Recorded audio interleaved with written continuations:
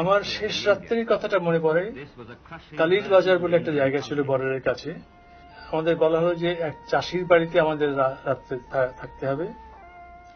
সেই চাষিটি এসে আমাদেরকে নিয়ে, আমাদের দলটাকে নিয়ে তার বাসায় গেল।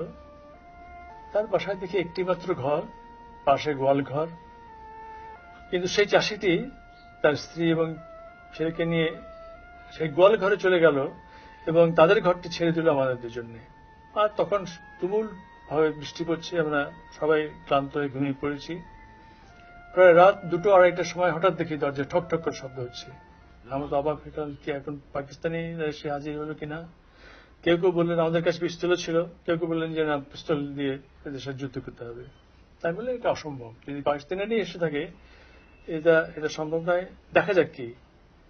তো দরজা খুলে দেখলাম যে সেই চাষিটি এসে আমাদের বলছে যে আপনারা এসছেন, আপনারা একটু ডাল ভাত খান আমাদের বাসায়।